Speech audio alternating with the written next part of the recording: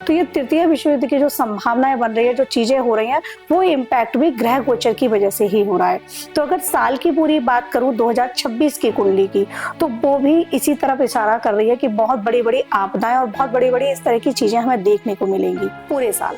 और नवरात्रि की बात करूं तो नवरात्रि में उनको सुंदरकांड का पाठ करना है। 9 दिनों तक वो सुंदरकांड का पाठ करें, संकल्प लेकर करें। आध्यात्मिक महत्व ये है कि ये वो विशेष रात्रियां हैं जहां पर आपने सुना होगा, साइंटिफिक एक टर्म है कॉस्मिक पोर्टल खुलना। सुंदरकांड जो है वहाँ बहुत अच्छा दोहा आता है, निर्मल मन सो मोहि पावा, मोहे छल कपट छिद्र न भावा। आंसू के माध्यम से हनुमान चालीसा करो, जो करेंगे महसूस करेंगे जैसे जय हनुमान ज्ञान गुण सागर, कि माता रानी की चौकी ऐसे बिछाएंगे आप। माता रानी का फेस हो सकता है साउथ की तरफ, कोई दिक्कत नहीं है, क्योंकि जब चौकी ऐसे होगी तो माता का फेस हो गया साउथ की तरफ। देखिए फिर आप ना मंत्र मत करो, मंत्र पे मैं जाती नहीं हूँ, क्योंकि मंत्र तो वैसे भी गुरुमुख से होता है।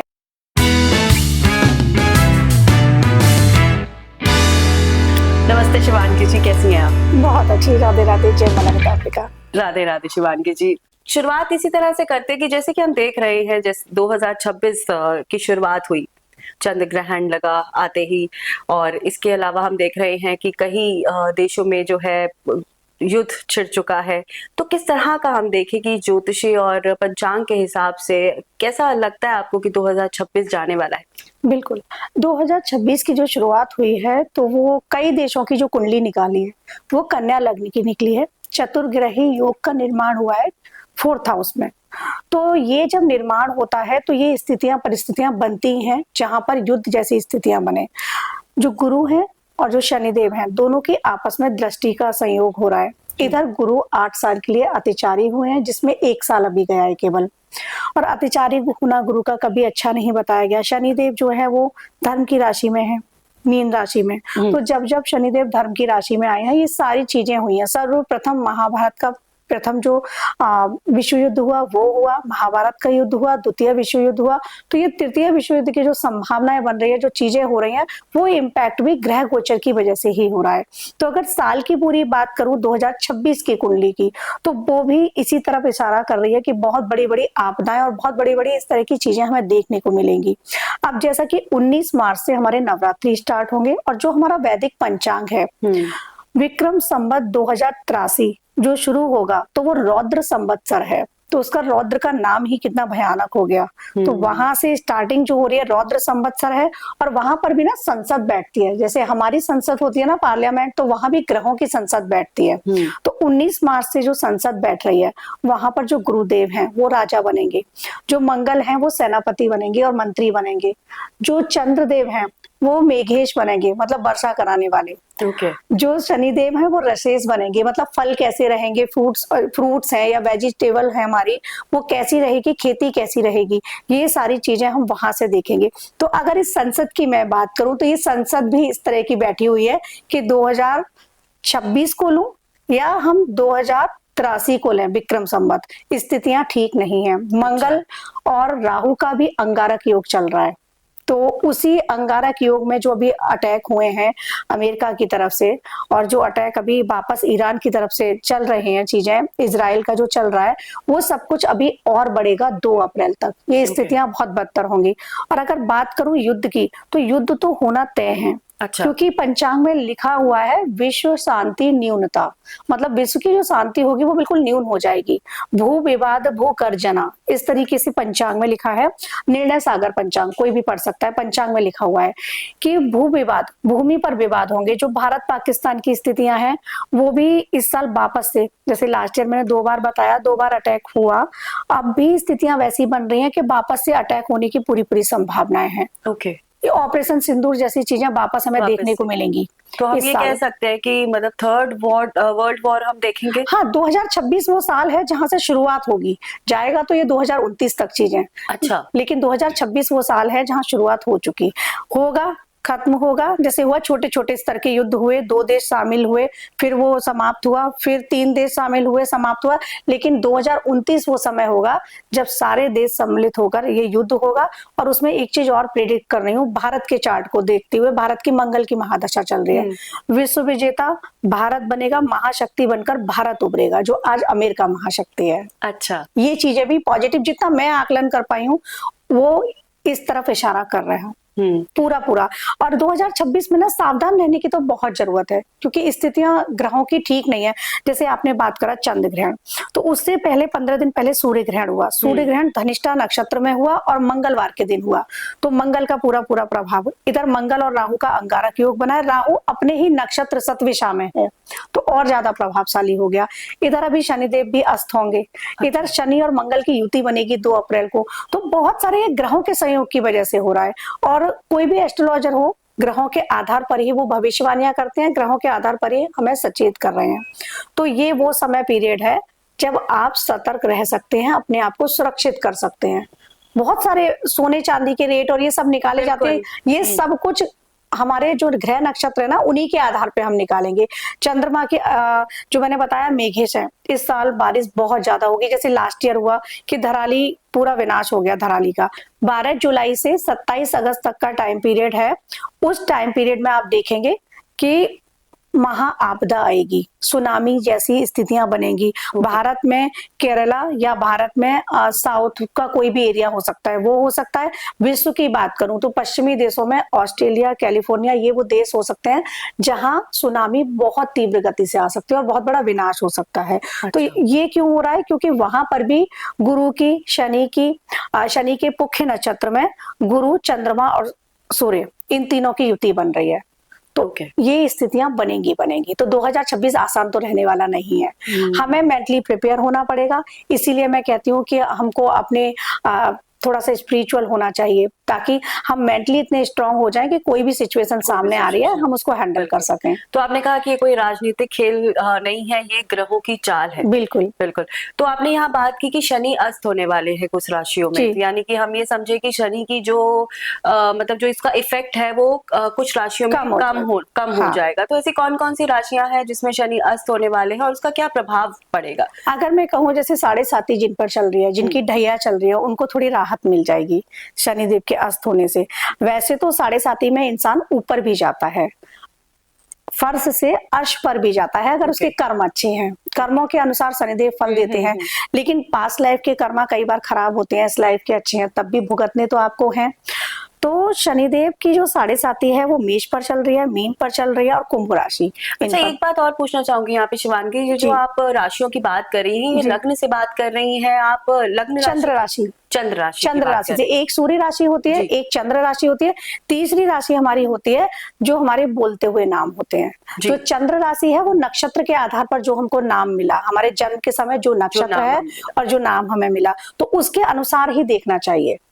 चार्ट जो देखना चाहिए।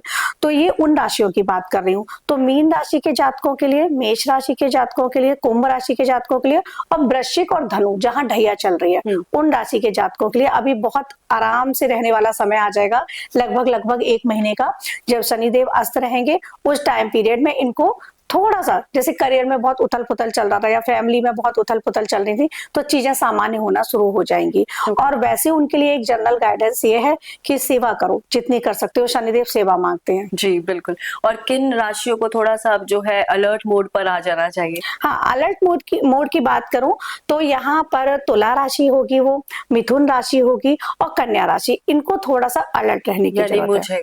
हाँ, थोड़ा सा अलर्ट रहने की जरूरत है, क्योंकि यहाँ पर ये होगा कि शनिदेव दंड देते हैं, तो आपके अंदर वो चीज आ जाएगी। आप जजमेंटल होके सामने वाले को जो अब तक नहीं बोल रहे थे वो आप बोल देंगे ब्लंटली। तो कई बार ऐसे में क्या होता है ना कि हमने ब्लंटली बोल दिया पर सामने वाला उसको डाइजेस्ट नहीं कर पाया या उसको लगा ईगो उसका आगे आ गया। इस तरह की चीजें सामने आ सकती हैं। अच्छा। क्योंकि शनिदेव का ये नेचर हमारे अंदर आएगा। शनिदेव दंडाधिकारी हैं और जज क्या होता है, जज ये नहीं देखता सामने कौन है, जो डिसीजन है वो देता है। तो ये बेसिक नेचर देखने को मिलेगा कि आप ये नहीं देखेंगे कि कौन क्या है, बात आपको सही लग रही है, आप बोलेंगे, अपनी बात रखेंगे। तो यू मीन जो जिनकी राशि में इस वक्त शनि का प्रभाव बढ़ने वाला है, अलर्ट मोड आने वाले, तो वो जो भी सच होगा वो बोल देंगे। वो बोल देंगे। जो आप वाले को बुरा लगे तो लग जाए, वो सच बोलेंगे जी। और सच हमेशा कड़वा होता है, बिल्कुल बुरा लग जाता है। अच्छा, शनि की जब भी हम बात करते हैं तो अक्सर लोग बड़ा घबरा जाते हैं जब बात होती है कि शनि आ रहे हैं हमारी राशि में। ऐसा क्यों होता है? क्यों उनको लेके जो एक ऐसी अवधारणा बनी हुई है? और अगर इस तरह का कोई प्रभाव आता है तो क्या उपाय करने चाहिए? बिल्कुल, शनि को लेके अवधारणा बन गई है, शनि की दृष्टि कभी अच्छी नहीं होती है, क्योंकि उन्होंने सूर्य देव पर, अपने पिता पर जब दृष्टि डाली थी, तो वो एक कथा है पूरी। शनि और सूर्य में आपस में कभी नहीं बनती है, शत्रु हैं वो जबकि दोनों, वो लोग पिता पुत्र पिता हैं, और पुत्र हैं। पिता पुत्र हैं। तो वो चीजें हैं, लेकिन शनि है न्याय के देवता। अगर आप बिल्कुल सही रास्ते पर चलने वाले इंसान हैं, आप ईमानदारी से काम करने वाले हैं, आप लोगों की सेवा करने वाले हैं, तो शनिदेव कभी आपको दंडित नहीं करेंगे। पहली तो ये चीज हो गई। दूसरा होता है, चार्ट में शनिदेव अगर नीच के हैं या डिग्री कम है, तब आपको बहुत सारी प्रॉब्लम फेस करनी होती हैं। अच्छा। या हाँ, शनि अगर उच्च के हैं, और शनि उच्च के होने के साथ अच्छी पोजीशन पे आपको बना देते हैं शनिदेव, अच्छा। फिर आप देखिएगा आपका रुतबा, जैसे अभी कोई सच बोलने वाला और वो उनके शनिदेव नीच के हैं, तो उसकी बात कोई नहीं मानेगा, उसी बात की वजह से काम खराब हो गया। वहीं शनिदेव अगर उच्च के हैं और आपके पॉजिटिव हैं, तो आप देखिएगा, आप जो बात बोलेंगे दुनिया समाज उसको मानेगा। इस तरीके को, तो जज की बात हर किसी को माननी होती है ना, ऐसे मैं समझाती हूँ।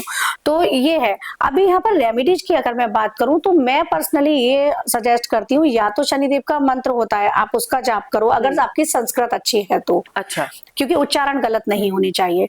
या फिर आप ये करो, सिर्फ सेवा करो। आप गुरुद्वारे में जाके सेवा कर सकते हो। अच्छा। हाँ बिल्कुल, गुरुद्वारे में कोई पर्टिकुलर सेवा, जैसे कि पर्टिकुलर नमक का दान दे दो, जो हमारा वहाँ भंडारा होता है, जो अच्छा। हाँ, उसमें नमक दो आप दान में, ये कर सकते हो। दूसरा आप कर सकते हो कि जो भी असहाय लोग हैं, शेल्टर्स होम होते हैं, वहां जाके आप हेल्प करो उनकी।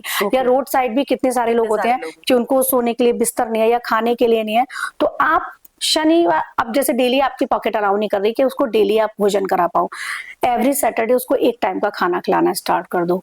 अगर इतना भी नहीं है तो 10 रुपीज का पार्ले जी का बिस्किट खरीदो और दे दो। इतना तो कोई भी कर सकता है, तो इतना करना स्टार्ट करो, क्योंकि वो कहीं ना कहीं सेवा है। मैं कहूंगी पैसे मत दो, हमें नहीं पता वो असहाय को कोई एडिक्शन हो, वो पैसा आपका उसमें लगा दे, तो आप उसको खाने की चीज दो, जो वो खा ले। पूछ लो आपको क्या खाना है, क्या खाने का मन है।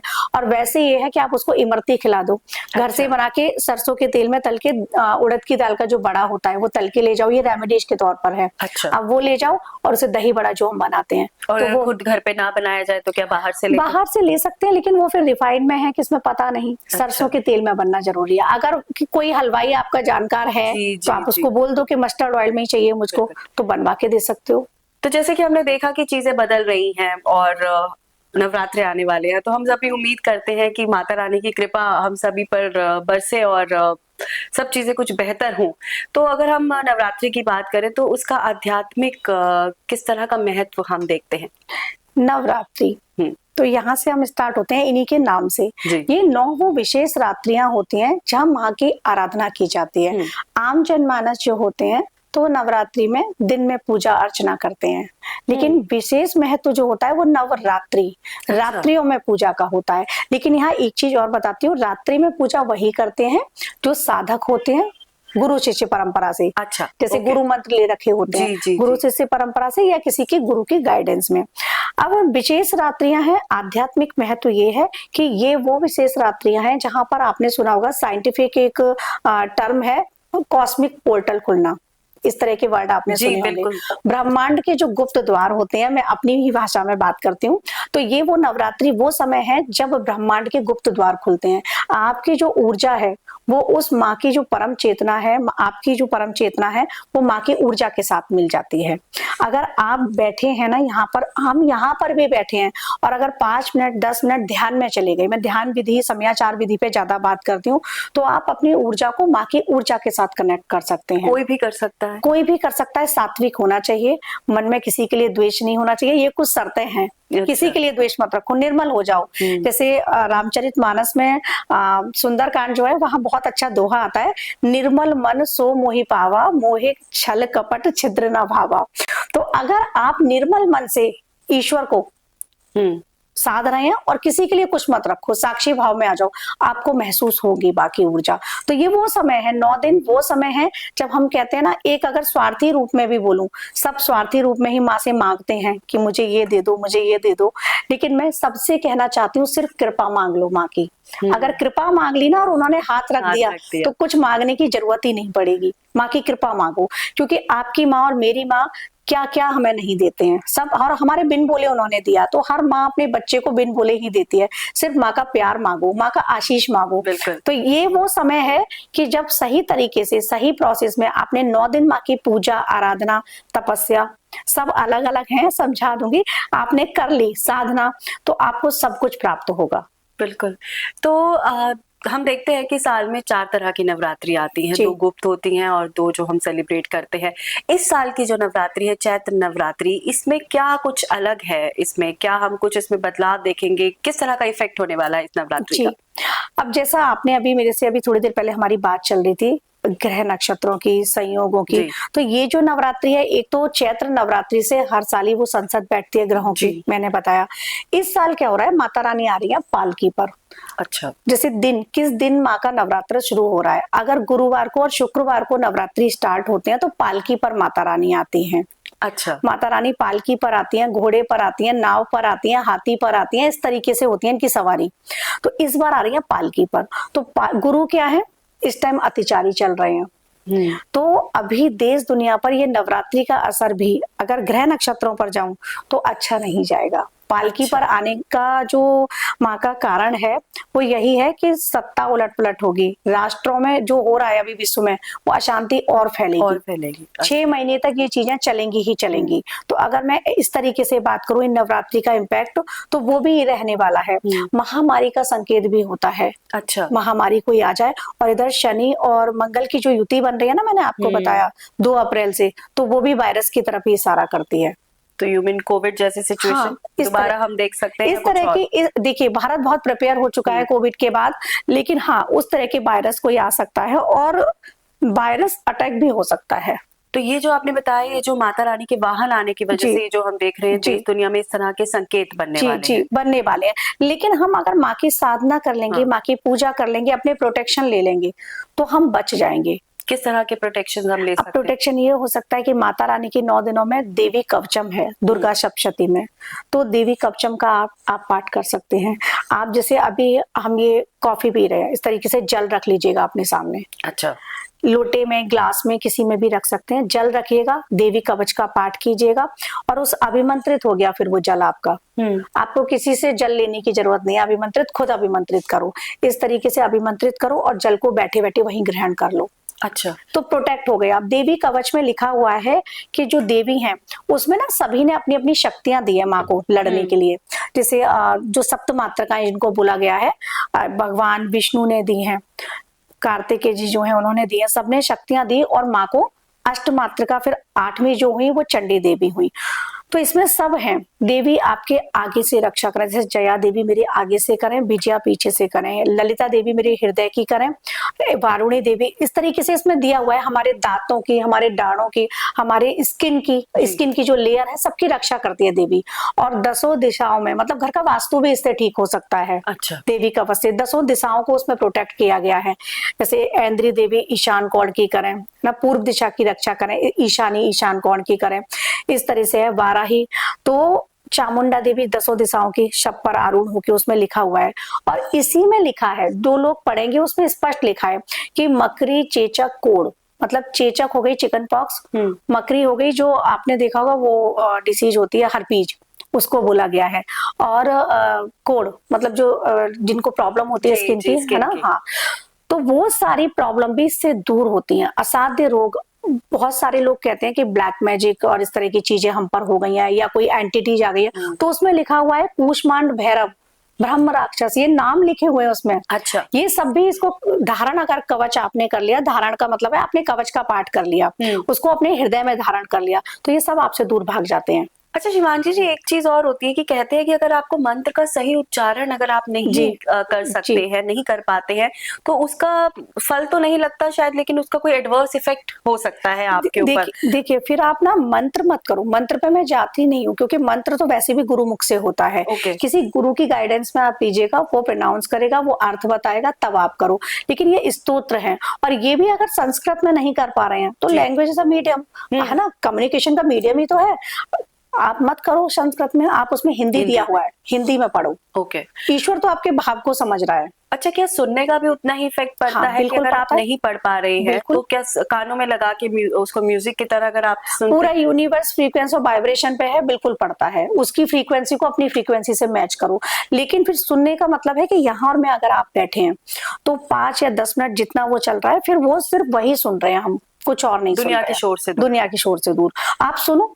सुनने में आप देखोगे ना, जैसे मैं समयाचार विधि की मेडिटेशन की बात करती हूँ, आप ब्रीद इन ब्रीद आउट करते हुए कोई भी कवच, कोई भी स्तोत्र आप सुनो, फिर देखो आप कनेक्ट करते हो। ओके। आपके चक्र में भी रोटेशन होते हैं, आप कंटिन्यू करते रहोगे तो आपको फील होगी वो एनर्जी, जिसको हम कुंडलिनी कहते हैं ना, वो आपको महसूस होती है कि वो, कुंडली अवेकनिंग। हाँ, वो आपको महसूस होती है कि मूलाधार में कुछ हो रहा है या आपके हार्ट चक्र में कुछ हो रहा है, कोई रोटेशन हो रहा है, आपको महसूस होगा वो। अगर ये स्तोत्र केवल आप सुनेंगे मेडिटेशन में तो ये उतने ही इफेक्टिव होते हैं, अगर आप पाठ नहीं कर पा रहे हैं तो। नहीं है समय, आप मेट्रो में ट्रेवलिंग कर रहे हैं जी। ठीक है, ऑफिस जा रहे हैं, आप कैब में ऑफिस जा रहे हैं, वहीं पे सुबह, है ना। देखिए, पुरुष हो या महिलाएं हो, सबको सुबह सुबह भागने की लग रही है कि ऑफिस जाना है जल्दी जल्दी। आप सुन लो, लेकिन सिर्फ बैठ के जब सुन रहे हो कैब में या मेट्रो में, सिर्फ सुनो, आसपास वाले से हमें मतलब नहीं है, अच्छा। आप सुनो। अच्छा, कभी कभी ऐसा होता है कि जैसे मन आपका उदास होता है, तो सुबह की बात हुई जब पूजा जी। पाठ करने का वक्त होता है, कभी कभी जैसे रात के वक्त पे अगर मन आपका उदास हो, तो क्या ये जो हमारे मंत्र है या ये जो कि आप पाठ कह रही हैं, क्या उस वक्त भी ये किए जा सकते हैं, उतना ही इसका इफेक्ट रहता है? बिल्कुल।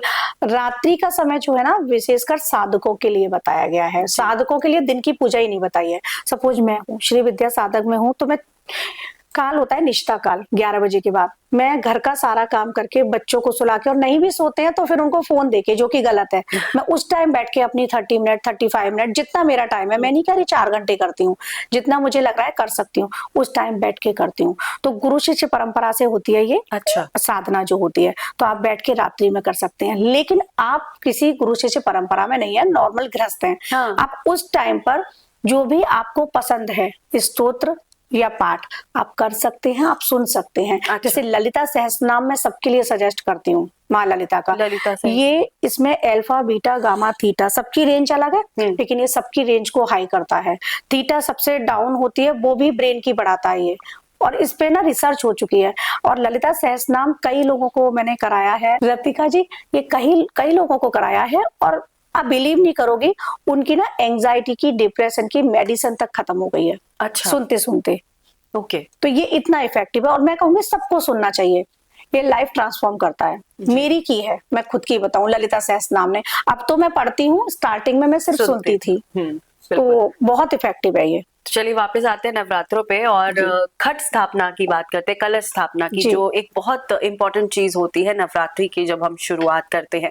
तो इसका क्या तरीका होता है, किस तरह से हमें कलश को स्थापित करना चाहिए, क्या क्या चीजें जो हैं उसमें होनी ही चाहिए, वो आप हमें बताइए। बिल्कुल। सर्वप्रथम मैं कहूंगी, नवरात्रि के प्रथम दिन सर्वप्रथम अपने मुख्य द्वार की आप पूजा करो, मुख्य द्वार का शुद्धिकरण करो, क्योंकि कुल देवता, कुल देवी, पितर सब वहीं से आ रहे हैं, और माता रानी भी वहीं से प्रवेश करेंगी।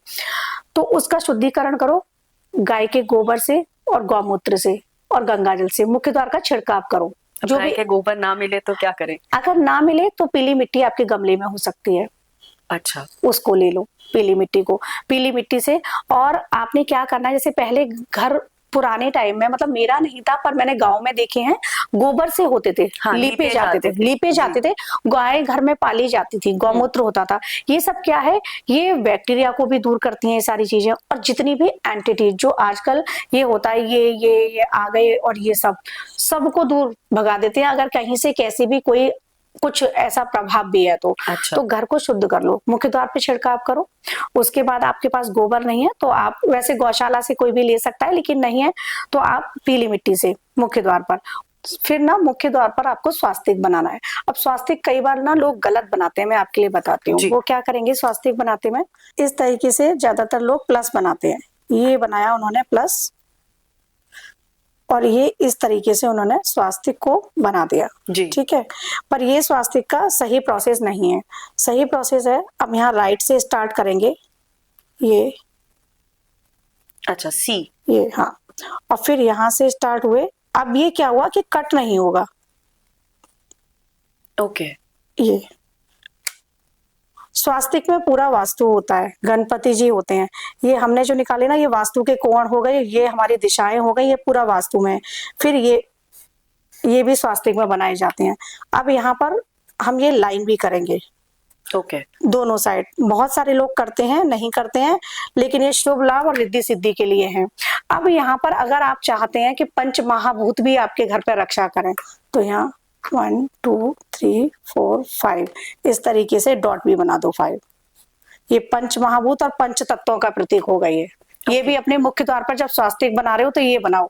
मुख्य द्वार पर स्वास्तिक बनाकर फूल माला पहना देंगे, जैसे माँ को पहनाई जाती है ना, उसी तरीके से अपने द्वार पर लगा देंगे। उसी प्रकार से आप क्या करेंगे, आम के पत्ते या अशोक के पत्ते का तोरण लगाएंगे। अब मुख्य द्वार आपका डेकोरेट हो गया। उसके बाद फिर आप घर में जाएंगे मंदिर में ईश्वर का स्नान वगैरह करा के सब अब आप करेंगे घट स्थापना, जिस कलश स्थापना की हम बात कर रहे थे। तो कलश स्थापना करेंगे। खेतरी, बहुत सारे लोग खेतरी बोते हैं, है ना, तो वो भी बोते हैं। तो वो भी इसलिए बोई जाती है, माँ का ही स्वरूप उससे देखा जाता है। इतना तो सभी जानते हैं कि कैसा रहेगा साल पूरा, कैसे आ रही है खेतरी। तो अब घट स्थापना में हमको उसमें अंदर जो डालना है वरुण देव है, क्योंकि वहां हमारा क्या है, माँ को जो सृष्टि है ये जल से ही उत्पत्ति हुई और जल में ही विलीन होगी, इसलिए घट स्थापना बहुत जरूरी होती है। उसमें हमको हल्दी डालनी है, सुपारी डालनी है, चांदी का एक सिक्का, अगर घर पे लक्ष्मी गणेश जी का है तो वो भी डाल देंगे, क्योंकि यहाँ पे गज केसरी योग भी बन गया। अच्छा। जो हमारी एस्ट्रोलॉजी है उसमें जुपिटर और जब मून साथ में आते हैं, गज केसरी योग का निर्माण होता है और पैसे बहुत रहते हैं ऐसे इंसान के पास, उसको सफलता बहुत मिलती है। तो यहाँ पर मैंने सुपारी भी डलवा दी और यहाँ पर पानी तो है ही, चंद्रमा का प्रतीक, और मैंने गणेश जी और लक्ष्मी जी वाला चांदी का सिक्का भी डलवा दिया।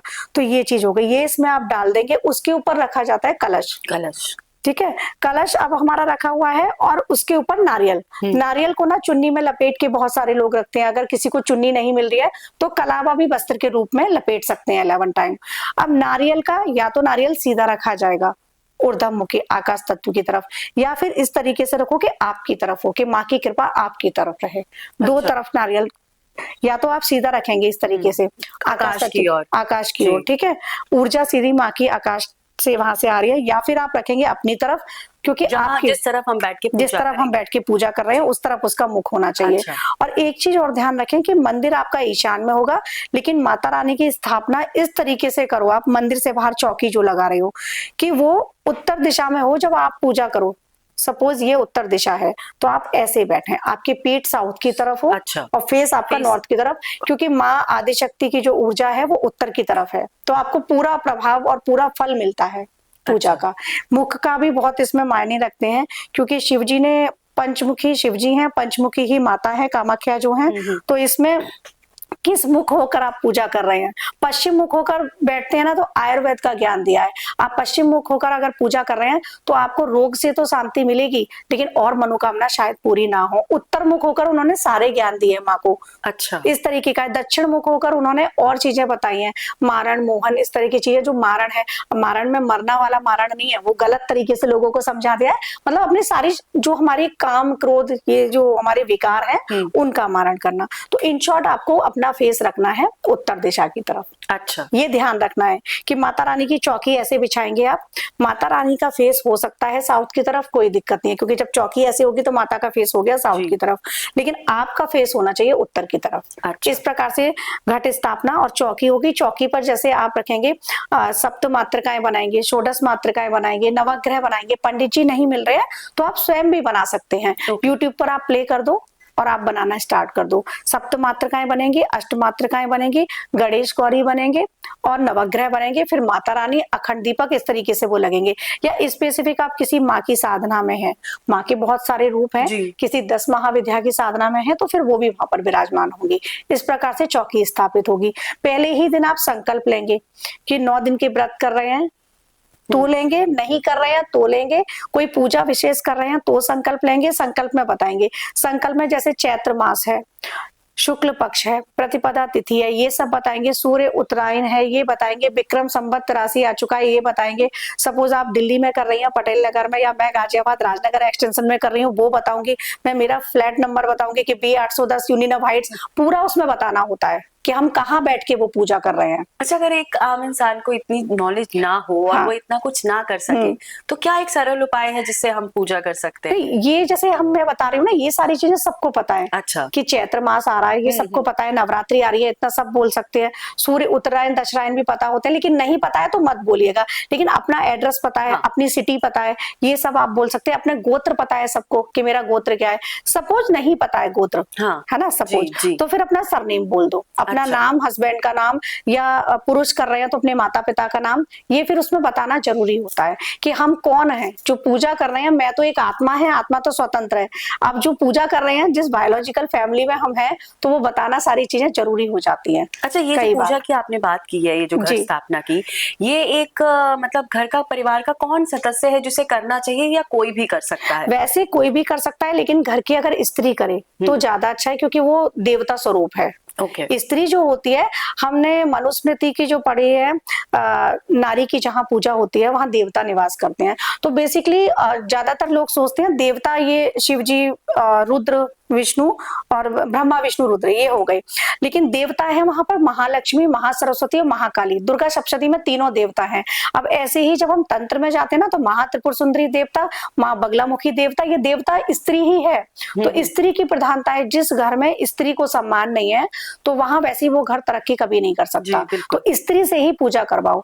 अगर घर में स्त्री किसी वजह से, सपोज पीरियड्स आ गए स्त्री के, हाँ जी। तो अब वो नहीं कर सकती, तब घर की बेटियां होंगी, उनसे करवाओ। दूसरी कोई स्त्री होगी, अब वो नहीं है, बेटी भी नहीं है, पत्नी की भी ये स्थिति है, और आपकी माँ आपके साथ नहीं रह रही है, आप बाहर रह रहे हैं, तब उस कंडीशन में पुरुष करें चौकी की स्थापना। ओके। इस प्रकार से प्रोसेस है। प्राथमिकता जो है वो स्त्री को ही है, बेटी हो, बहू हो, बहन हो, इनको, या माँ हो, घर की स्त्री करे। अच्छा, नवरात्रि के 9 दिन होते हैं, 9 दिनों में 9 अलग अलग माताओं की पूजा की जाती है। वैसे तो देवी के कई सारे नाम हैं, लेकिन सिर्फ 9 उस दिन 9 नाम क्यों, 9 देवियों की पूजा क्यों की जाती है? क्या इसके पीछे भी कोई स्पेशल रीजन है? बिल्कुल, ये 9 देवियों के हमने नाम दे दिए। ये 9 देवियां 9 ग्रहों को भी संतुलित करती हैं, और इसके पीछे ना 9 दिनों तक युद्ध चला था, जैसे महिषासुर के, है ना। अच्छा। माँ जो है महिषासुर मर्दनी है, महिषासुर का उन्होंने विनाश किया, रक्त बीज का, चंड मुंड का, सुमनिसुम का, है ना, सबका विनाश किया था। तो 9 दिनों तक वो युद्ध चला, तब ये हुआ। अब 9 देवियां जो है, प्रथम शैलपुत्री, द्वितीय ब्रह्मचारिणी, तृतीय चंद्रघंटा, है ना, कूष्मांडा, चतुर्थ पंचम स्कंदमाता, षष्टम कात्यायनी, सप्तम कालरात्रि, अष्टम महागौरी, नवम सिद्धदात्री। तो ये 9 देवियां जो है 9 अलग अलग रूपों में है। शैलपुत्री जो है वो हिमालय जी की बेटी है, जैसे उस रूप में पूजा होगी, जो माँ पार्वती है।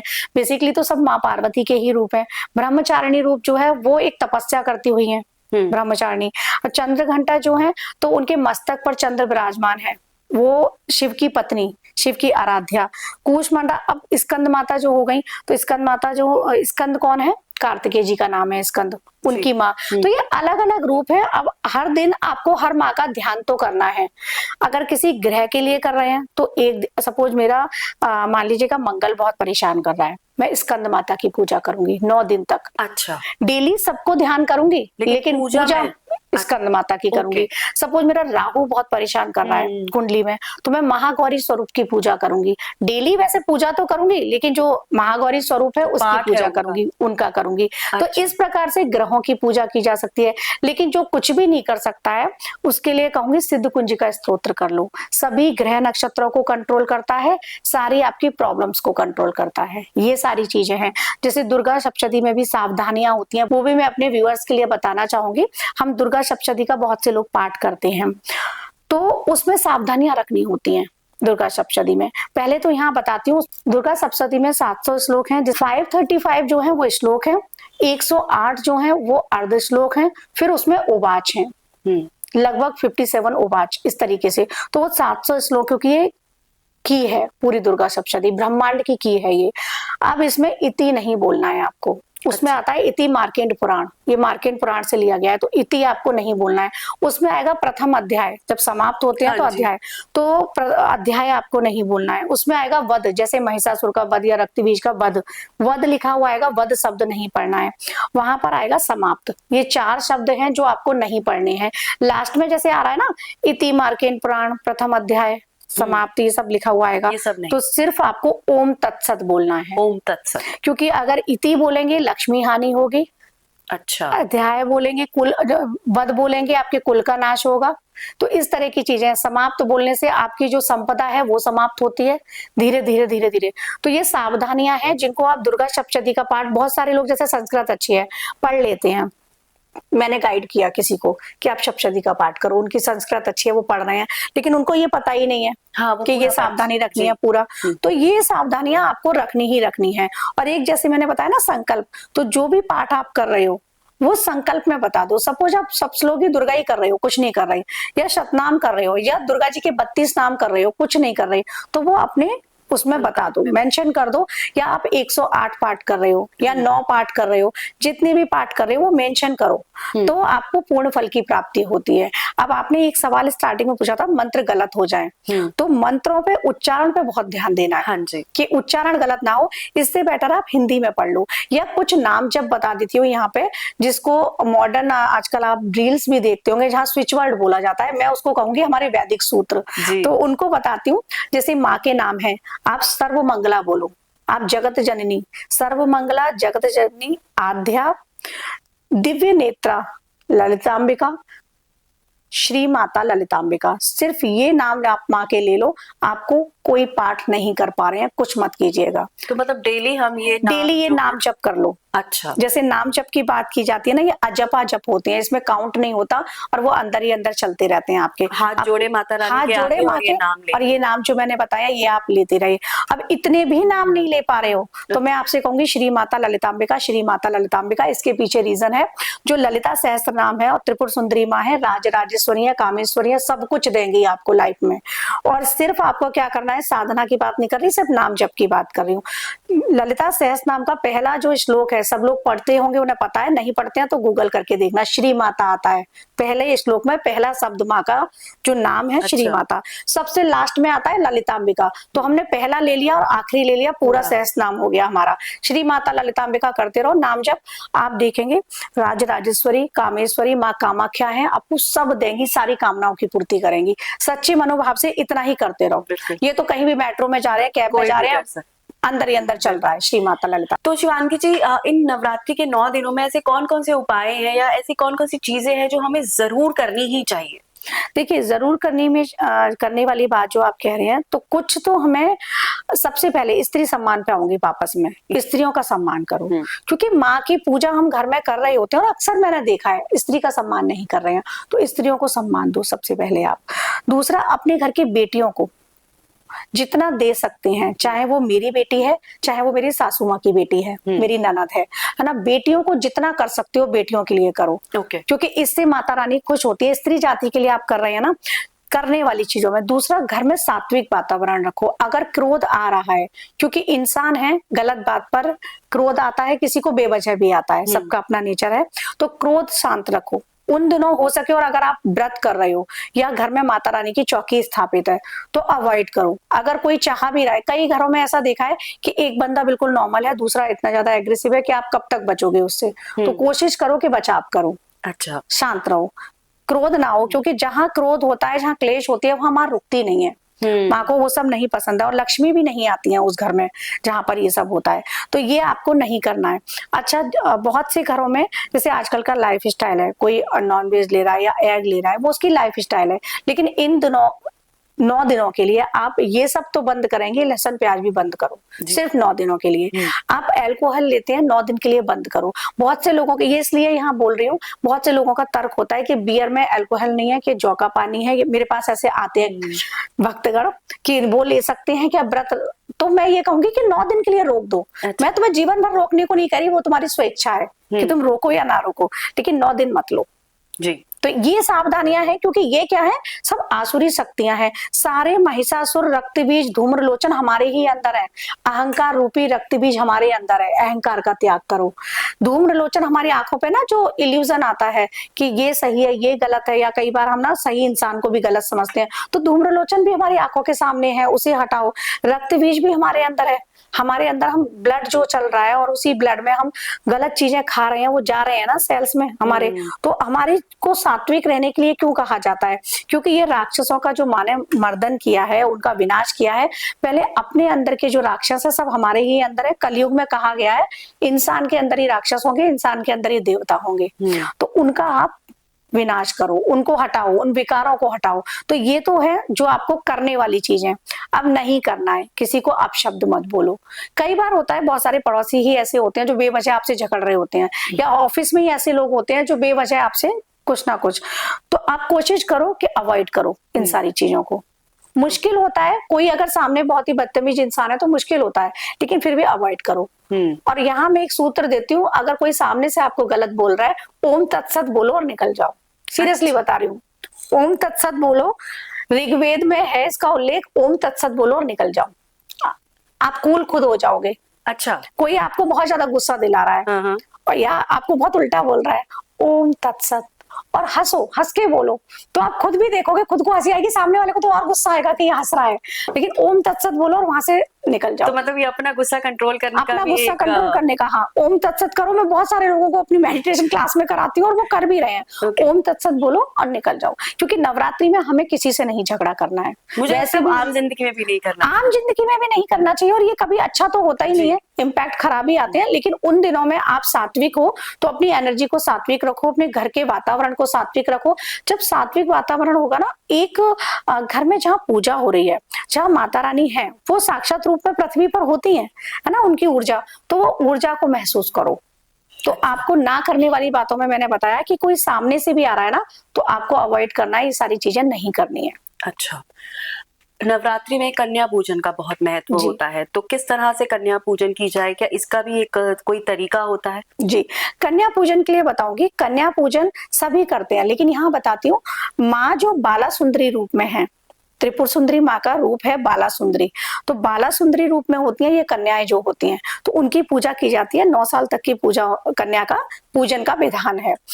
उनको सर्वप्रथम जब आप आमंत्रण देकर आएंगे और घर वो आपके आ रही हैं, अगर आप घर पे पूजन कर रहे हैं, आप मंदिर जाके कर रहे हैं, तब भी ये फॉलो कर सकते हैं। सबसे पहले उनके चरण धुलाइएगा माँ के जी, उनके चरण धुला के फिर हो सके तो उस पर कुछ कुमकुम लगाइएगा चरणों पे। चरणों पर आलता भी लगा सकते हैं, जो मार्केट में पिंक कलर का आता है, आप वो लगा सकते हैं। वो नहीं है घर पर तो कुमकुम लगा सकते हैं, जो रोली होती है, उससे उनका पूजन कीजिएगा। माँ के भी हम चरण से पूजन करते हैं ना, फिर उनके मस्तक पे भी पूजन कीजिएगा।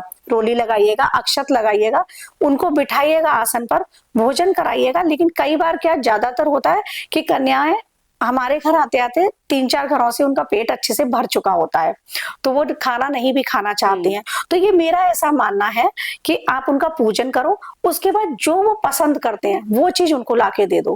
क्योंकि कई बार मैं देखती हूँ, मेरा बड़ा मन द्रवित होता है रति जी, कि वो ना खाना आ रहा है, आपको रखा है प्लेट्स, मेरे घर ही होता है, मैं अपने ही घर की बताऊं, बेटी ले लेके आ रही है, वो प्लेट्स पे प्लेट्स रखी हैं, और वो खाना फिर क्या हो रहा है कि गाय को नहीं दे सकते, क्योंकि झूठा भी है, बच्चे ने कुछ तो उसमें से खाया है, तो गौ माता है, हम नहीं दे सकते। अब वो उतना खाना कहाँ जा रहा है, वेस्ट हो रहा है, वो फिक रहा है। तो मैं कहूंगी उससे बेटर है बच्चा जो खा ले, जो भी स्वीट्स पसंद होती है, चॉकलेट पसंद होती है, आप उसे एक बनाना दो, बनाना बच्चा खा लेगा, या एप्पल दो बच्चा खा लेगा, फ्रूट्स दे दिया, उसके बाद उसकी पसंद की चीज दे दो। जो वो उतना खाना वेस्ट हो रहा है ना, किसी को मिल भी नहीं रहा है, और वो खाना हमारा कूड़े में जा रहा है जी, तो वो मत करो। ये मेरा खुद का है, तो यहाँ पर मैंने सबके लिए कहा, और शायद लोग समर्थन भी करें कि वो वेस्ट हो रहा है फूड।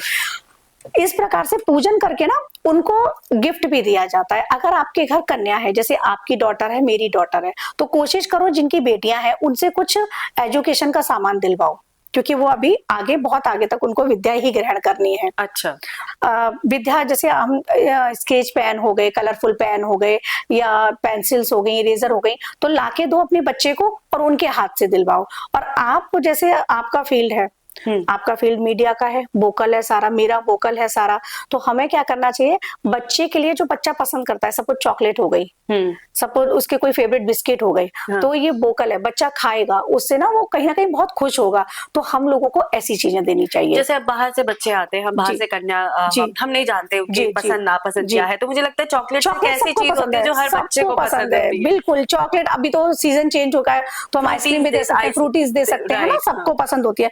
तो आपको और मुझे जो इस प्रोफेशन से जुड़े हैं, जो वाणी से रिलेटेड है ना, टीचर हो गए, वो ये चीजें दें। बच्चों से हम दिलवाएंगे ये सामान। अब बहुत सारे लोग जो गृहस्थी नॉर्मल आम महिलाएं हैं और हाउसवाइफ हैं, तो वो क्या करेंगी, उनको क्या चाहिए, उनको चाहिए पीस, प्रॉस्पेरिटी, सब हमको भी चाहिए, लेकिन हम अर्निंग भी हैं, है ना, हम खुद भी कर सकते हैं बहुत सारी चीजें। तो वो कोशिश करें कि बच्चे को कुछ भी ऐसा पहनने का गिफ्ट कर दें। कोई भी आप टी शर्ट लाके गिफ्ट कर दिया आपने, अच्छा, कोई भी बॉक्स गिफ्ट कर दिया, ज्वेलरी आपको पसंद है, ज्वेलरी लाके बच्चे को कर दी। जो गिफ्ट करोगे ना, माँ खुश होगी, वही चीज आपको फिर अबेंडेंस में मिलती है। अच्छा, तो हमें क्या चाहिए, हमें हमारे करियर में हमारी वाणी सच हो। आप वाणी से रिलेटेड है, मेरा वाणी से रिलेटेड है, तो बच्चे खाएं आइसक्रीम, बच्चे खाएं चॉकलेट, है ना। बच्चों को एजुकेशन चाहिए, विद्या चाहिए, तो उनके हाथ से मैंने ये दिलवा दिया। हाउस वाइफ जो है तो वो देंगी, कुछ भी गिफ्ट कर दें, टी शर्ट गिफ्ट कर दिया उन्होंने, कोई ज्वेलरी का सामान लाके गिफ्ट कर दिया, ऐसी चीजें करो, क्योंकि शुक्र से रिलेटेड हो गई हूँ, तो आपका शुक्र मजबूत होगा कहीं ना कहीं। अच्छा। हम लोगों का बुध मजबूत होगा कहीं ना कहीं। हमको शुक्र भी चाहिए, लेकिन बुध सबसे ज्यादा चाहिए, उसी से हमारा काम है वाणी का। और बच्चों के लिए तो चाहे वो बच्चे कन्याएं हो या फिर बच्चे हो हमारे, है ना, बेटा बेटी दोनों से आप एजुकेशन का कुछ भी स्टेशनरी का सामान बच्चों को दिलवाइएगा। ओके। तो शिवांगी जी, आपने कन्या पूजन की बात की, हमें ये बताया कि किस तरह से हमें पूजा करनी चाहिए। अगर हम पर्टिकुलर राशियों की बात करें तो किस राशि वाले को क्या इन नवरात्रि में करना चाहिए कि उनका जो है पूरे साल उनके बरकत बनी रहे?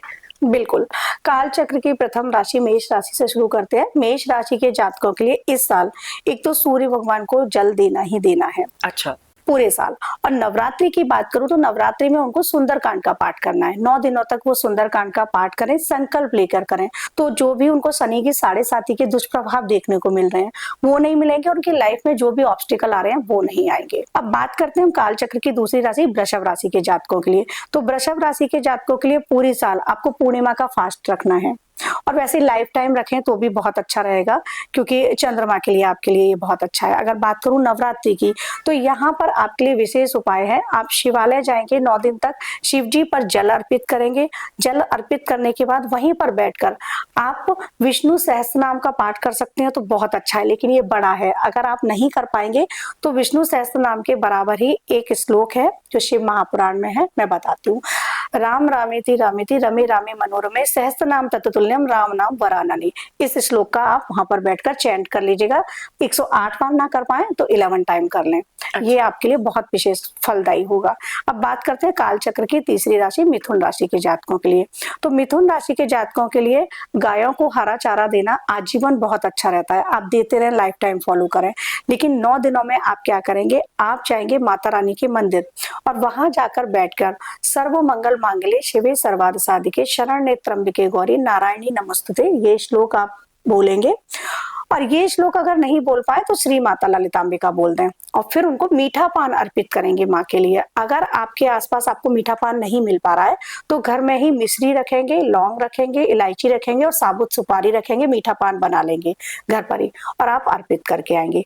अब बात करते हैं काल चक्र की चौथी राशि कर्क राशि के बारे में। तो कर्क राशि के जातकों के लिए लाइफ टाइम माँ की सेवा करनी चाहिए, अपनी माता की, उनका आशीष लेना चाहिए।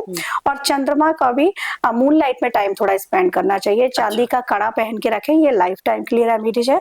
लेकिन नवरात्रों की अगर मैं बात करूं तो नवरात्रों में उनके लिए माता रानी का श्लोक है एक, बहुत ही प्यारा है, ओम जयंती मंगला काली भद्रकाली कपालिनी दुर्गा क्षमा शिवा धात्री स्वाहा स्वधा नमस्तुते, ये अर्गला स्तोत्रम में है। तो आप इसका पाठ करेंगे, इस श्लोक का 11 टाइम चैंट कर सकते हैं, 11 टाइम मिनिमम करना ही है। और इसके तुरंत बाद आप करेंगे देहि सौभाग्यम आरोग्यम देहि में परमम सुखम रूपम देहि जयम देहि यशो देहि दुशो जहि, इसका आप करेंगे। इसको अगर ज्यादा नहीं कर पा रहे हैं 5 टाइम दोनों कर लें। अच्छा। तो ये आपकी लाइफ में बहुत बड़े बदलाव लेकर आएगा, सकारात्मक बदलाव जो होते हैं। अब बात करते हैं काल चक्र की पांचवी राशि सिंह राशि के जातकों के लिए। तो सिंह राशि के जातकों के लिए इस साल सूर्य को जल देना है, उनके लिए भी, और उसमें कुमकुम ऐड करेंगे, आप लाल फूल ऐड करेंगे, थोड़ा सा गुड़ ऐड करेंगे। और अगर सूर्य को जल नहीं दे पा रहे हैं किसी कारण से, तो आप अपने बेडरूम में ईशान में या पूर्व में एक पेंटिंग लगाएं उगते हुए सूर्य की। सुबह उठकर सर्वप्रथम उसको देखेंगे। बहुत सारे लोग होते हैं जिनकी शिफ्ट नाइट शिफ्ट है और डे शिफ्ट शिफ्ट चेंज हो रही है, शिफ्ट वाले उन लोगों के लिए नहीं पॉसिबल है कि वो सूर्य को जल दे पाए। तो आप वो पेंटिंग को देखेंगे और विजुलाइज करेंगे कि आप जल दे रहे हैं। इस प्रकार से 9 दिनों में आपने क्या करना है, आप जाएंगे गाय को, जो गौ माता होती है, गौ माता को गुड़ खिलाएंगे और गुड़ खिलाते हुए आप वहीं पर माता रानी का एक श्लोक बताती हूँ, उसको आप वहां बोलेंगे। सिर्फ अगर श्लोक बोल सकते हैं बहुत अच्छा है, अदरवाइज आप नाम जप भी कर सकते हैं।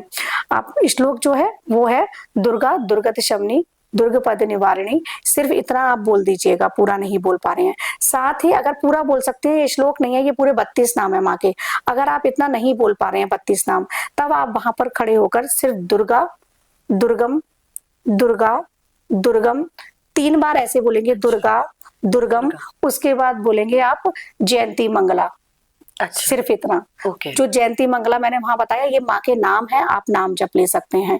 इसी प्रकार से अब आगे बढ़ते हैं काल चक्र की जो छठी राशि है हमारी कन्या राशि, उसकी तरफ। तो कन्या राशि के जातकों के लिए लाइफ टाइम के लिए उनसे कहूंगी, उनको जो दूर्वा होती है, दूर्वा घास, तो वो गणपति जी को अर्पित करनी है लाइफ टाइम वेडनेसडे पर। ऐसा करने से उनकी लाइफ में कोई भी ऑब्स्टिकल आते हैं वो नहीं आते हैं और चले जाते हैं। ओके। अब नवरात्रि में उन्होंने क्या करना है, उन्हें गणेश अथर्वशीर्ष के पाठ करने हैं पीपल के वृक्ष के नीचे बैठकर सुबह के समय। अब अगर वो ये फॉलो नहीं कर सकते हैं तो पीपल के वृक्ष के नीचे नहीं कर सकते, अब अपने घर में कर लीजिएगा। घर में भी नहीं कर पा रहे हैं तो सिर्फ आप गणेश जी के नाम जप कीजिएगा, लंबोदर वक्रतुंड, इस तरीके से उनके 12 नाम है, आप 12 नाम जप कर सकते हैं, या सिर्फ लंबोदर गजानन वक्रतुंड महाकाय, इस तरीके से उनके 3-4 नाम के नाम जप कर सकते हैं। नाम जप इसलिए बता रही हूँ क्योंकि इसमें उच्चारण गलत नहीं होगा, ये आप बैठ के कीजिएगा, जो भी लाइफ में प्रॉब्लम्स आ रही हैं वो आपकी दूर हो जाएंगी। यहीं पर मैं बात करती हूँ काल चक्र की 7वीं राशि तुला राशि के बारे में। तो तुला राशि के जातकों के लिए लाइफ टाइम के लिए एक रेमेडीज है कि आप पंचामृत से शिव जी का अभिषेक कीजिएगा। वो आपके लिए बहुत फायदेमंद रहेगा। लेकिन बात करें अगर नवरात्रों की, तो नवरात्रों में ये माता को सफेद चीज का भोग लगाएंगे। अब वो सफेद चीज में पेठा भी हो सकता है और सफेद चीज में सफेद खीर भी हो सकती है मखाने से बनी हुई, लेकिन हाँ ये ध्यान देना है कि चावल से बनी हुई खीर का भोग नहीं लगाएंगे आप सिर्फ मखाने से बनी हुई या ड्राई फ्रूट डाल सकते हैं। केवल मखाने हो तो उत्तम है और बहुत इजी भी है, फटाफट से बन जाएगी। आप ये उनका भोग लगाएंगे और वहीं बैठकर आप माँ अम्बा की स्तुति है और वो महिषासुर मर्दिनी नाम से जो स्तोत्र है उसका पूरा पाठ कर सकते हैं, या पार्वती पंचक स्तोत्र है उसका पाठ कर सकते हैं। अगर आप ये दोनों नहीं कर पा रहे हैं, पंचक स्तोत्र में सिर्फ 5 श्लोक हैं, आप ये दोनों नहीं कर पा रहे हैं तो वहां बैठकर अम्बा, जगत जननी, पर अम्बा, माँ का नाम सिर्फ माँ और फिर बाद में आप बोलेंगे दुर्गा, ये सिर्फ नाम आप ले सकते हैं। स्पेसिफिक बार बार हमारा सुन लेना, ये रील जो नाम बोले हैं उसी सीक्वेंस में आप बोलेंगे। ओके। अब बात करते हैं हम काल चक्र की हमारी जो 8वीं राशि है वृश्चिक राशि, उसके बारे में। तो वृश्चिक राशि के जातकों के लिए पूरी लाइफ टाइम के लिए एक चीज फॉलो करनी है कि आपको सुंदरकांड का पाठ सैटरडे को करना ही करना है। जिससे आपके रिलेशन बहुत अच्छे रहेंगे, कोई भी प्रॉब्लम नहीं आएगी। लेकिन इन नवरात्रियों के लिए कहूं तो सुंदरकांड का पाठ आपको राम रक्षा स्तोत्र का संपुट लगाकर करना है। संपुट का मतलब हुआ पहले आप राम रक्षा स्तोत्र करेंगे, फिर आप सुंदरकांड का पाठ करेंगे, फिर राम रक्षा स्तोत्र करेंगे। अगर कर लेते हैं बहुत अच्छा है, इससे बेटर कुछ नहीं हो सकता। लेकिन फिर मैं ये कहूंगी अगर नहीं कर पा रहे हैं किसी कारण से, तब आप जय श्री राम जय श्री राम जय श्री राम जय श्री राम ऐसे बोलते हुए या जय जय श्री राम बोलते हुए 11 टाइम, उसके बाद सिर्फ हनुमान चालीसा के साथ पाठ करो, फिर जय सिया राम, ये इस तरीके से। वैसे तो आपको वो प्रोसेस में करेंगे तो रिजल्ट 100% मिलेंगे, लेकिन यहाँ पर भी आपको 90% मिल जाएंगे। आप ये कीजिएगा, पूरे सरल भाव से करें क्योंकि भक्ति भाव बहुत जरूरी है। अब बात करते हैं काल चक्र की हमारी 9वीं राशि धनु राशि के लिए। तो धनु राशि के जातकों के लिए मैं बोलूंगी लाइफ टाइम के लिए एक रेमेडीज है जो वो फॉलो करें, बहुत अच्छी रहेगी। आप गुरुओं का जो भी है ना आदर करें, जो आपके गुरु हैं, जो गुरुजन है। हमारे ऑफिस में भी जो हमें सिखा रहा है वो हमारा गुरु है। लाइफ में जो भी हमें सिखा रहा है, ये प्रकृति भी हमारी गुरु है। तो गुरुओं का सम्मान करें आप लाइफ टाइम। ये लाइफ टाइम के लिए है, 2026 के लिए या नवरात्रों के लिए नहीं। अब अगर बात करूं नवरात्रों की, तो नवरात्रि में उन्हें क्या करना है, माता के लिए डेली 7 हल्दी की गांठ समर्पित करके आनी है, मतलब अर्पित करके आनी है उनके लिए। और हल्दी की गांठ वहां पर अर्पित करेंगे, वहीं बैठकर आप ओम नमो भगवते वासुदेवाय ये वाला मंत्र चैंट करेंगे। आप ये नहीं कर पा रहे हैं तो ओम नमो नारायण बोल सकते हैं, ये तो बहुत इजी है। ओम नमो नारायण, ओम नमो नारायण जितनी बार बोल सकें, और वहीं पर बैठकर जगत जननी का ध्यान करेंगे, क्योंकि ब्रह्मा जी, विष्णु जी और शिव जी सबसे बड़ी शक्ति आदिशक्ति हैं। तो आदिशक्ति जब आप उनका नाम ले रहे हैं, फिर आदिशक्ति का स्मरण कर रहे हैं, सारे काम आपके बन जाएंगे। अब बात करते हैं हम काल चक्र की 10वीं राशि और शनि देव की प्रथम राशि मकर राशि के बारे में। सो मकर राशि के जातकों के लिए कहूंगी कि लाइफ टाइम के लिए सेवा करो, जितनी कर सकते हो गरीबों की सेवा, जो जरूरतमंद है उनकी सेवा वो आप करो, आपके लिए बहुत फायदेमंद। लग्नेश है आपका शनिदेव जो है, तो आपके लिए बहुत फायदा करने वाले हैं वो। अब नवरात्रों के लिए अगर रेमेडीज की बात करूं तो सिद्धदात्री माँ है, उनकी आप सेवा करो, उनका ध्यान करो, आप नाम जप कर सकते हैं। अगर स्तोत्र की बात करूं तो अर्गला स्तोत्र का पाठ करें। अर्गला स्तोत्र का पूरा पाठ नहीं कर पा रहे हैं तो फिर आप सिर्फ ओम जयंती मंगला काली भद्रकाली कपालिनी दुर्गा क्षमा शिवा धात्री स्वाहा स्वधा नमस्ते इतना कर सकते हैं। ये माँ के नाम है, और इसमें स्वाहा रूप में अग्नि की पत्नी भी आ गई, स्वधा रूप में जो पितरों के लिए हम सामग्री देते हैं वो भी आ गई, सब आ गई हैं। तो आप इतना करो, सब कुछ ठीक हो जाएगा। अब बात करते हैं हम काल चक्र की 11वीं राशि कुंभ राशि के बारे में। तो कुंभ राशि भी शनिदेव की दूसरी राशि है, तो यहाँ पर उनके लिए भी पहली चीज अप्लाई होती है कि आप सेवा करो, गुरुद्वारे में जाओ, वहां सेवा करो, रोड साइड जिसकी भी कर सकते हो मदद करो जितनी कर सकते हो। ऑफिस में भी अगर किसी को जरूरत है तो मना मत करो, मदद के लिए जितनी यथासंभव है मदद करो। ये लाइफ टाइम फॉलो करो, चीजें ठीक रहेंगी। अगर नवरात्रि की बात करूं तो आपकी अब शनि की 7.5 भी चल रही है, तो आपने क्या करना है, सिद्ध कुंज का स्तोत्रम का पाठ करना है। ये वो पाठ है जो आपके 27 नक्षत्रों को, 9 ग्रहों को, सबको कंट्रोल करता है। अब अगर पूरा स्तोत्र का पाठ नहीं कर पा रहे हैं तो किसी भी विद्वान व्यक्ति से, गुरुमुख से आप ओम ऐं ह्रीं क्लीं चामुंडाय विच्चे ये वाला नवाहन मंत्र ये ले सकते हैं, इसका जाप कर सकते हैं। अगर ये भी नहीं कर पा रहे हैं आप, है ना, तो वापस से आपके लिए भी फिर वही है, ओम जयंती मंगला काली भद्रकाली कपालिनी दुर्गा क्षमा शिवा धात्री स्वाहा स्वधा नमस्ते। या तो इसका जाप कर लो, या फिर आप बोल सकते हो सर्व मंगल मांगल्ये शिवे सर्वार्थ साधिके शरण्ये त्र्यंबके गौरी नारायणी नमस्तुते। आप ये बोलो बस, क्योंकि शनिदेव फिर खुद कृपा करेंगे। माँ ने कृपा कर दी तो माँ के आगे तो फिर प्रोटेक्ट माँ ही कर रही हैं। अब हम बात करते हैं काल चक्र की आखिरी राशि मीन राशि के बारे में। तो मीन राशि पर भी शनि की 7.5 चल रही है अभी। तो अभी यहाँ पर उनके लिए भी बताना चाहूंगी कि पूरी साल के लिए रेमेडीज अलग है और पूरे कहते हैं ना उनके जीवन के लिए अलग है। जीवन के लिए उनके लिए ये है कि आप धर्म के कार्यों में अपना जितना योगदान कर सकते हैं उतना योगदान करें, और मंदिर पर हर दीपावली आप एक ध्वजा लगाएं, येलो कलर की एक ध्वजा मंदिर के शिखर पर लगाएं। ऐसा करने से आपके जीवन में बहुत उन्नति होती है। नवरात्रि की बात करूं तो नवरात्रि में भी आप ये ध्वजा लगा सकते हैं। जय माता दी लिखी हुई किसी माँ के मंदिर में जाएं और जो चोटी होती है शिखर उस पर जाके ये ध्वजा लगा दें, और मंदिर में ही बैठी गरीब कन्याओं को यथासंभव जितना आप वहां पर भोजन करा सके, ये आप 9 दिन जाकर कराएं, और हो सके तो आप वहां पर 9 दिनों तक अनार चढ़ाएं। ऐसा हाँ, अनार का फल चढ़ाए। ऐसा करने से जो भी प्रॉब्लम्स अभी आ रही हैं, फाइनेंशियल आ रही हैं या करियर वाइज आ रही है, जो भी आ रही हैं वो सब दूर हो जाएंगी।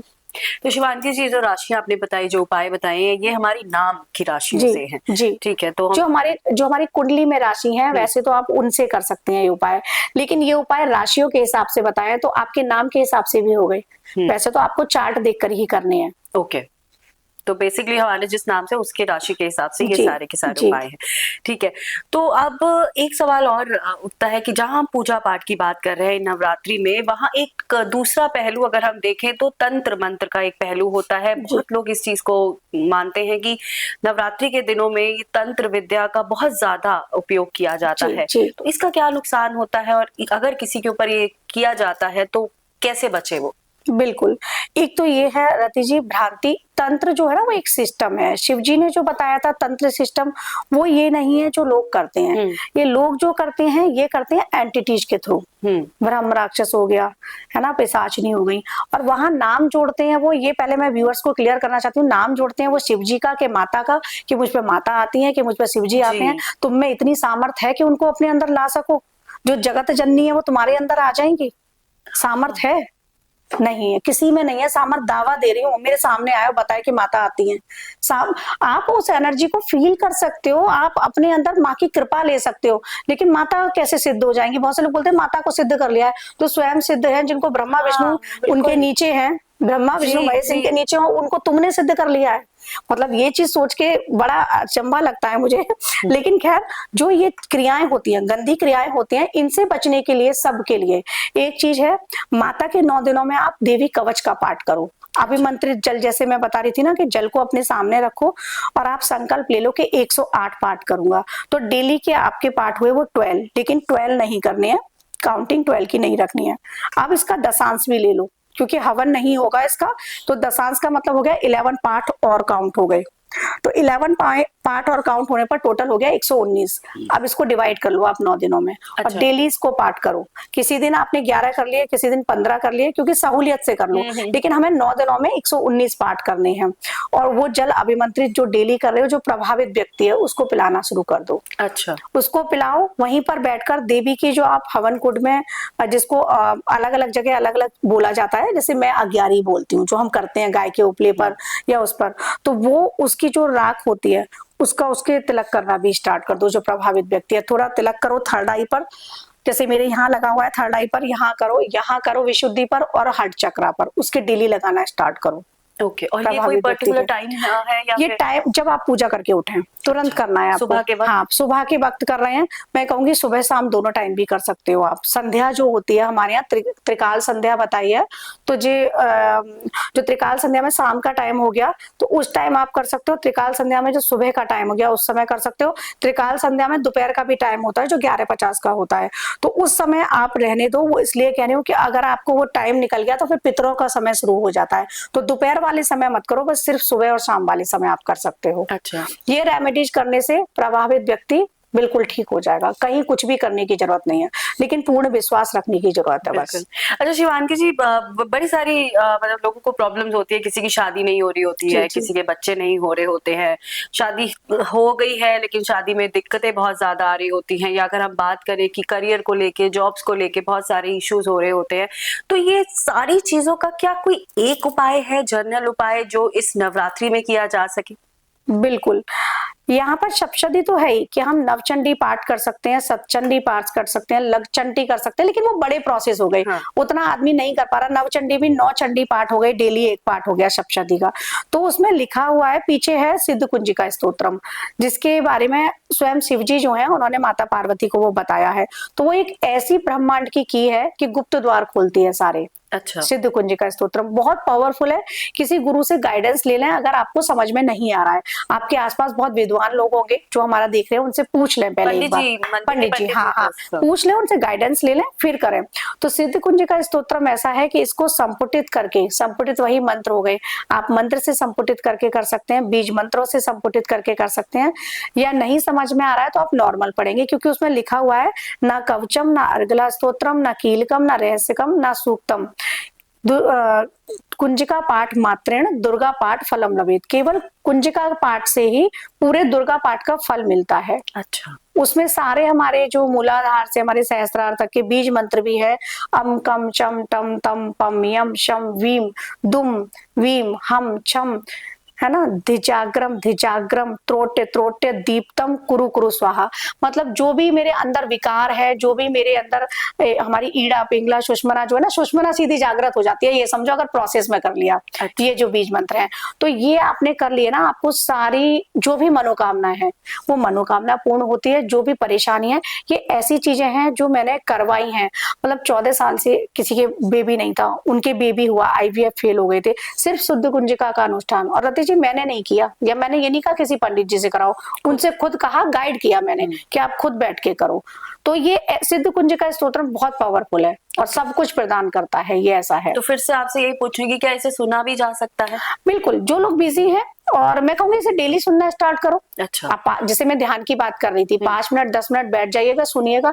डेली आप सुनेंगे, सुनते सुनते आपको अपने शरीर में ही परिवर्तन दिखेगा, अपनी आत्मा में परिवर्तन दिखेगा। जो हमारी आत्मा बहुत शुद्ध है और निर्मल है, लेकिन कई बार विकारों की वजह से वो ये बॉडी है ना, विकार हमारे मस्तिष्क में चल रहे जी, हैं, जी। आप खुद देखेंगे आपकी लाइफ बदलती है, आपके सोचने का नजरिया, दुनिया को देखने का नजरिया, दृष्टिकोण बदलता है हमारा। ये वो है सिद्धि कुंजिका स्तोत्रम। बिल्कुल। आप करवाइएगा, कीजिएगा, और लोगों को करवाया है तो वो इस पे हमारे देखकर कमेंट भी करेंगे कि उनके जीवन में कितना परिवर्तन हुआ है। बिल्कुल। अच्छा, अब बात कर नवरात्रि की, तो हमने काफी बात की और जी। हमने जाना नवरात्रि में क्या करना चाहिए, क्या नहीं करना चाहिए। जी। अब 2 अप्रैल को हनुमान जयंती आने वाली है, जी। तो उस दिन हमें क्या ऐसा करना चाहिए, मतलब जो हमारे लोग देख रहे हैं, दर्शक देख रहे हैं, उन्हें जी। क्या करना चाहिए हनुमान जयंती वाले दिन की हनुमान जी की कृपा भी, माता रानी की बिल्कुल। कृपा के साथ हनुमान जी की कृपा भी उन पे बनी रहे। बिल्कुल, हनुमान जी जो है वो अष्ट चिरंजीवियों में से है, 7 चिरंजीवी हैं, 8वें हनुमान जी है, और अष्ट सिद्धि नवनिधि के दाता असवर दीन जानकी माता। तो सब कुछ प्रदान करते हैं, आपको प्रोटेक्ट भी करते हैं, चाहे वो ब्लैक मैजिक हो, चाहे वो आपके जीवन में संकट हो, संकट मोचन भी है, संकट बजरंग बली भी है। तंत्र में उन्हें नाम जो दिया है वो बजरंग बली नाम दिया है सिस्टम में। तो तंत्र में ही एक बुक है हनुमान साठिका करके, तो उसको भी आप पढ़ सकते हो हनुमान जी की आज्ञा लेके, प्रभु श्री राम जी की आज्ञा लेके। आपके जीवन में ऐसा लग रहा है कि बहुत सारी चीजें लोगों ने गलत कर रखी हैं, तो हनुमान साठिका का पाठ करो। आप उस दिन बैठकर 108 पाठ कर सकते हो, और 108 नहीं कर पा रहे हो तो 11 पाठ कर सकते हो। हनुमान जी के मंदिर जाए, वहीं बैठकर आप प्रभु के समक्ष अपनी जो भी परेशानियां वो रख दें। बरगद का एक पत्ता लें, उस पर रेड पेन से लिख सकते हैं अपनी जो भी परेशानी है या मनोकामना है। अगर आपको बट वृक्ष नहीं मिला या वो पत्ता नहीं मिला तो व्हाइट पेपर पर रेड पेन से लिख दो फिर। अच्छा, ओके। या भोजपत्र ले आओ मार्केट से, भोजपत्र पे लिख दो, हनुमान जी के समक्ष अपनी वो परेशानी लिख दो। उसमें अपना नाम भी लिखोगे और मेंशन करोगे क्या परेशानी है या क्या मनोकामना है, लिख दो। अगर आप परेशानी के लिए कर रहे हैं, तब मैं पहले बताती हूँ, ब्लैक मैजिक हो या लाइफ में बहुत सारा स्ट्रगल हो, आप हनुमान साठिका का पाठ करेंगे, ठीक है। आप बजरंग बाण का संपुट लगाकर हनुमान चालीसा का पाठ करेंगे, 7 पाठ। एक बजरंग बाण हो गया, 7 हनुमान चालीसा हो गए, फिर एक बजरंग बाण, इस तरह से टोटल 9 पाठ।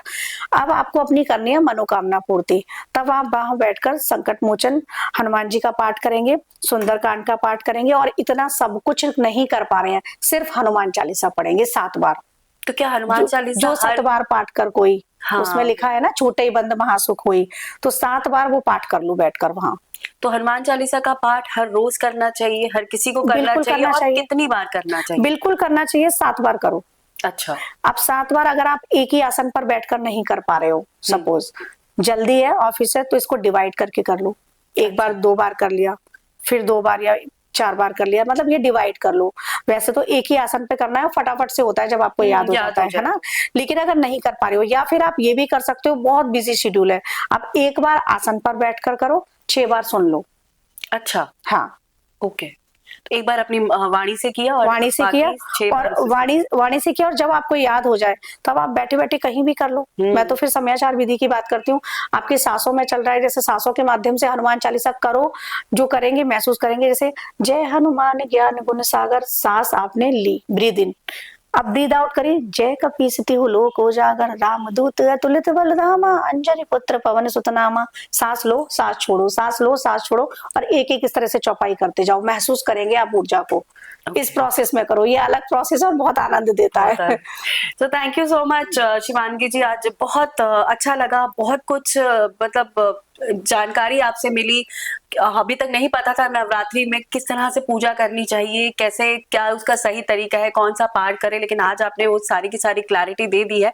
So thank you so much. फिर आपसे मुलाकात होगी, एक नए टॉपिक पर हम लोग फिर बैठेंगे, फिर एक नया पॉडकास्ट करेंगे। बहुत अच्छा लगा आपसे मिलकर, thank you so much. Radhe Radhe.